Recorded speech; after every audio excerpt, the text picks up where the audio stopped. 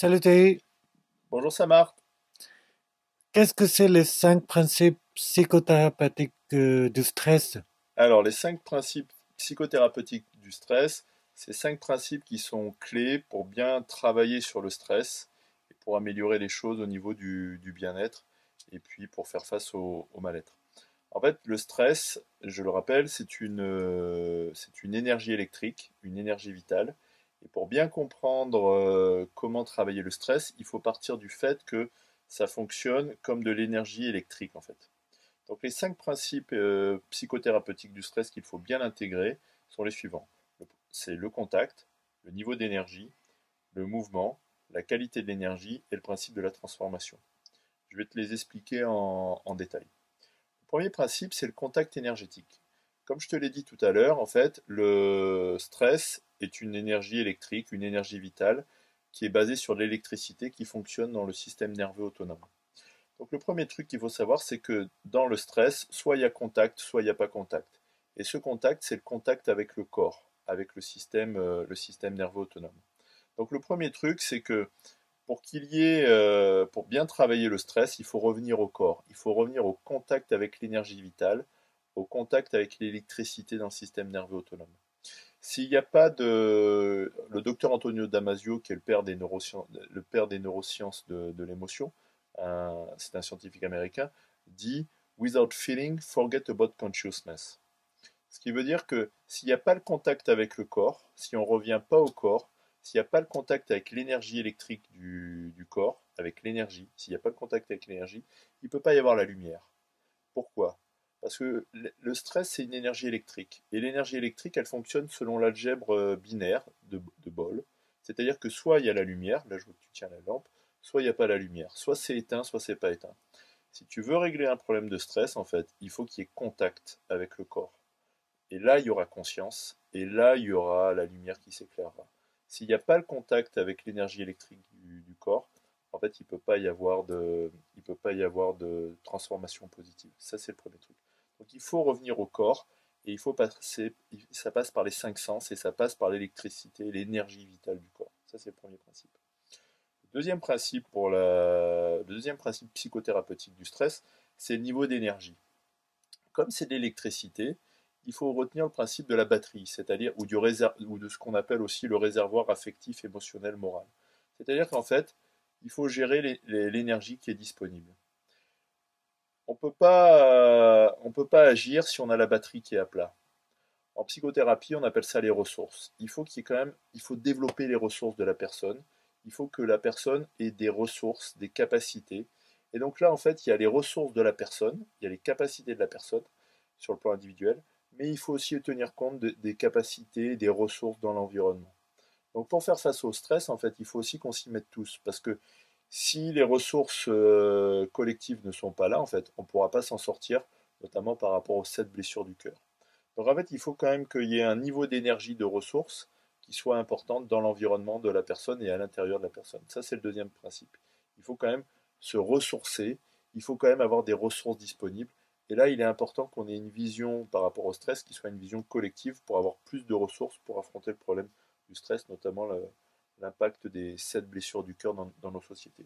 Donc deuxième principe, avoir les batteries qui soient suffisamment pleines et puis avoir aussi des liens entre nous qui nous permettent d'avoir des ressources collectives. Troisième principe, c'est le mouvement et l'action. Le stress, c'est de l'électricité, et donc c'est du mouvement, de la vie qui est en mouvement. Pour que, pour que le stress soit transformé positivement, il faut qu'il y ait du mouvement, il faut qu'il y ait de l'action. Et donc il faut en fait un principe thérapeutique qui soit dans l'engagement, dans l'intervention, dans l'action. S'il n'y a pas d'action, s'il n'y a pas de stimulation, si ça ne bouge pas, en fait, il ne peut pas y avoir de processus thérapeutique. Donc le troisième principe, c'est un principe d'action pour lutter contre le freezing. J'ai fait une vidéo sur le freezing où le freezing, c'est on encaisse, on dit rien, on garde tout à l'intérieur de soi. Donc en fait, le troisième principe, c'est il faut bouger, il faut réagir, il ne faut pas accepter et subir, il ne faut pas rester à méditer, etc.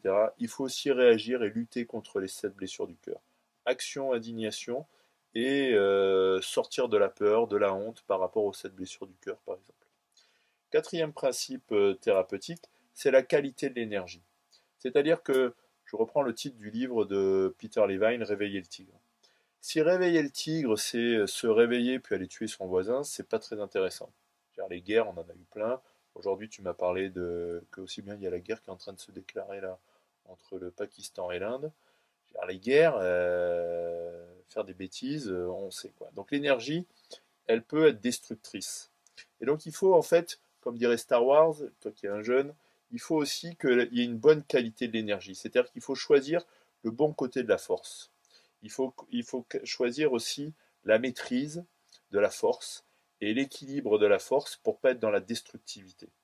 Donc, quand l'énergie se réveille, il est important aussi de garder une qualité d'énergie qui soit créative, constructive, pour transformer les choses positivement. Donc le stress, c'est de l'électricité, mais si c'est pour électrocuter son voisin, c'est pas très positif. Si c'est pour éclairer la lumière et apporter plus de conscience et de partage et de bienveillance pour lutter contre les 7 blessures du cœur, oui. Donc en fait, il y a ce quatrième principe, c'est aussi la qualité de l'énergie. Le stress, c'est de l'énergie, donc ça apporte de la puissance, et il ne faut pas que ce soit un abus de pouvoir. Il faut que ce soit une énergie de vie qui apporte plus de vie, de créativité, et moins d'égoïsme et de destructivité. Je veux dire ça comme ça. Donc ça, c'est le quatrième principe. Et puis, le cinquième principe, c'est le processus de transformation, de digestion. C'est-à-dire qu'en fait, le stress, c'est de l'énergie, et l'émotion, c'est une réaction énergétique qui permet l'adaptation, la réparation et la digestion. Donc le stress, en fait, l'énergie du stress ou le principe psychothérapeutique du stress n'est positif que s'il y a une transformation et une digestion. Je vais faire une vidéo prochainement sur les 5 étapes du deuil et sur la digestion émotionnelle. Et en fait, il faut comprendre que l'énergie électrique du stress, elle est positive lorsqu'elle est au service aussi de la transformation et de la digestion émotionnelle. Et là, en fait, il faut savoir que le gros morceau, c'est quoi? Le gros morceau, c'est la digestion de notre propre histoire. C'est-à-dire, c'est comment transformer ce qu'on nous a fait en quelque chose de positif. Le problème, c'est pas ce qu'on nous a fait, c'est ce qu'on en fait. Et donc, par rapport à l'énergie qu'on a encaissée dans notre vie, c'est comment on la libère et comment on la transforme positivement, en fait. Voilà le principe de la transformation. J'espère que j'ai été assez clair parce que c'est peut-être un peu confus. Je rappelle les 5 principes psychothérapeutiques du stress pour que l'énergie soit transformée de façon positive. 1, il faut qu'il y ait contact avec le corps.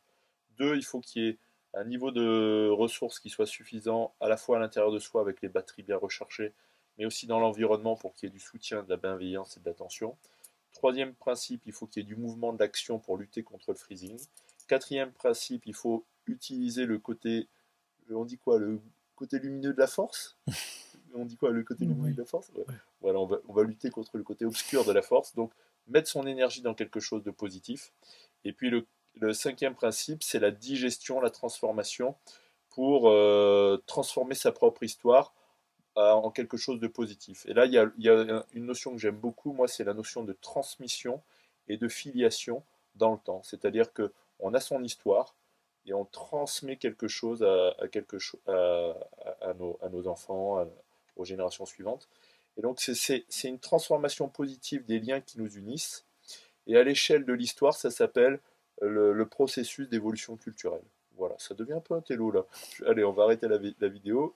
Merci, Samar. Merci beaucoup, Thé. Et j'espère qu'il n'y aura pas la guerre entre l'Inde et le Pakistan. Si on a la troisième guerre mondiale à cause de toi, Samar. J'espère pas. Allez, bonne journée. Bonne journée.